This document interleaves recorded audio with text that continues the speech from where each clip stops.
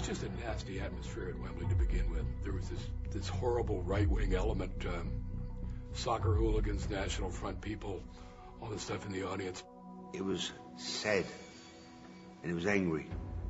The people weren't right. You see them in their faces and kill him. Says, Marvin, you know what you have to do tonight? He says, yeah, man, I know. I said, you can't leave it up to the judges. He says, I don't plan to. Hagler with a good left and a right. Minner says, come on, fight. And Minner is leaving himself open with this tactic. And I've gone, come on. And he come on. And that was my downfall. Minner is hurt. Minner is ready to go. It's only the third round and Hagler is all over it. Minter's helpless on his feet, and Marvin hits him with hooks, uppercuts, jabs, knocks him so senseless. Fight stop. It's over that quickly. The middleweight champion of the world is Marvin Hagler. It was too quick. It was too bloody, and a riot ensued. The fans there just couldn't handle it. Now bottles are being thrown into the ring, and beer cans, and the corner people are trying to protect Marvin Hagler. Here we are. We finally won the world title, and we had to run like burglars, like we did something wrong. It was another example of what drove him to become the man he was. They denied him, even then, the right to stand in the middle of the ring with his hand up and the belt around his waist. Robbed of his moment, Hagler guarded his title jealously, knocking out the next 5 challengers. But, for all his skill, he hadn't had the kind of payday he had been seeking since he turned pro. Only one fighter could raise Hagler's stature and deliver the mega purse. He used to talk to Ray about it all the time. And Ray used to just kind of lead him on, almost just like a fish on a hook, he would just kind of lead him on. The people want to see it, Leonard. We don't want you to retire yet until you come with the marvelous one. Okay, it's got to be the big one, right? That is the biggest one. Prospects for the biggest one dimmed in 1982 when Leonard was diagnosed with a detached retina. 6 months after undergoing eye surgery, Leonard alerted the media to a major announcement in Baltimore. Hagler was advised to be on hand. We figured that he was going to make the official announcement that he's going to take that fight with Marvin Hagler. So we were all tickled pink. A fight with this great man, this great champion, could be one of the greatest fights in the history of boxing. Talking about money, you talk about Fort Knox. And this is the only man who can make that possible. Marvelous Marvin Hagler. But unfortunately, it'll never happen. Thank you, and God bless you all. Thank you. Marvin was crestfallen. Not only his chance for redemption against Sugar Ray and to put him in his place and assume his place was gone. Millions of dollars were also gone. Here he is, a prop in this one-man play where Ray Leonard humiliates and embarrasses him. And then he walks away from boxing and leaves Hagler standing there, stripped to the core, with nowhere to go. Was I cold to have him there, knowing fully well that I was going to say no? Yeah, it was pretty cold. But was it smart to have him there? Yes, it was smart to have him there.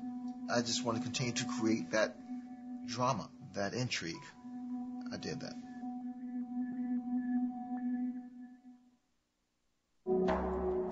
It was the first time I saw a fighter, when he urinated in the cup, that it was blood.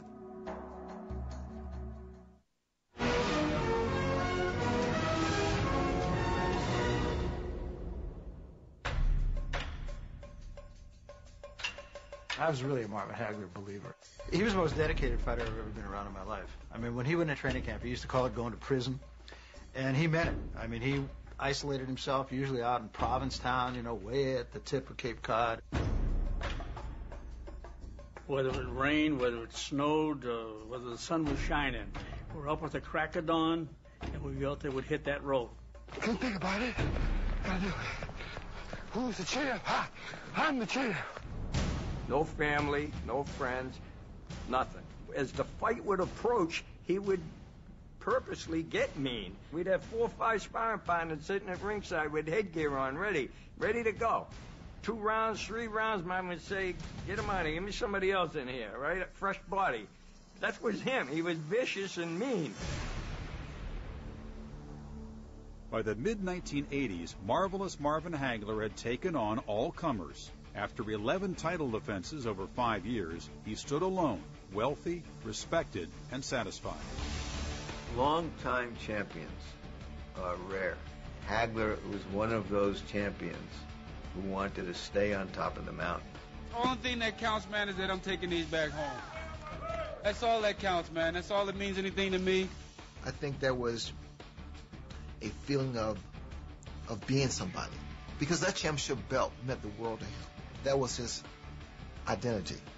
That was Marvin Hagler. With Sugar Ray Leonard still in retirement, Hagler focused on breaking Carlos Monzon's middleweight record of 14 title defenses.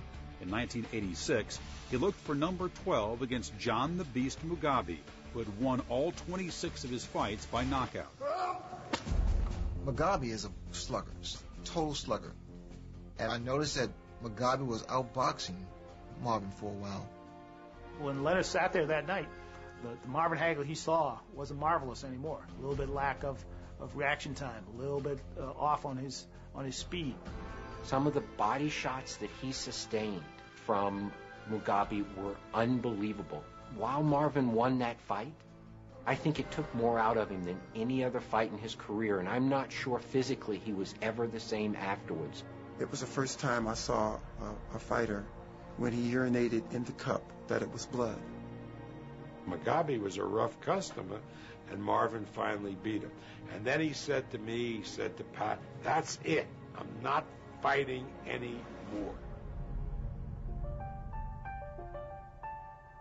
Though he didn't announce his retirement, Hagler settled into a comfortable life with his wife Bertha and 5 children.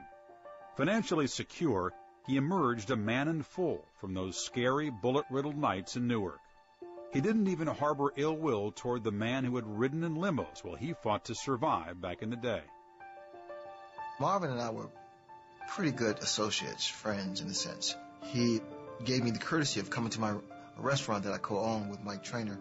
And that evening we sat around, had a couple glasses of champagne, and every question that I asked him, it was always responsive, being somewhat negative, like I'm not motivated, I cut too easy, it's just not in my heart anymore.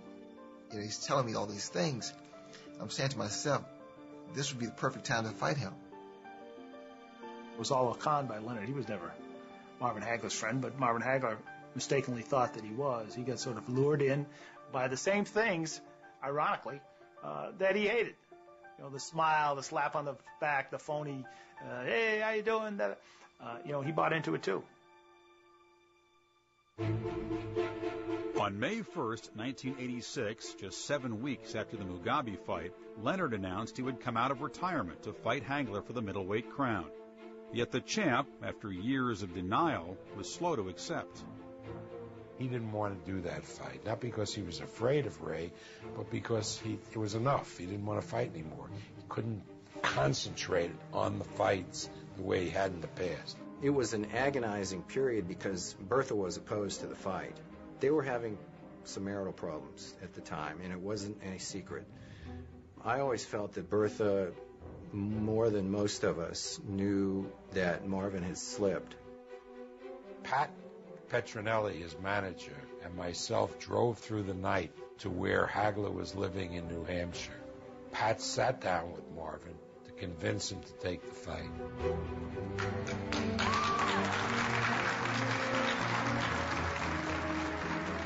The hype machine churned for 6 months, enriching a tale of 2 starkly contrasting characters. Opposites in temperament, outlook, and style, Hagler and Leonard, it was said, were born to define one another in the ring. Sugar Ray Leonard was a guy that you pulled for. He was America's boxer. I mean, he was the lovable guy. Where Hagler was a guy that,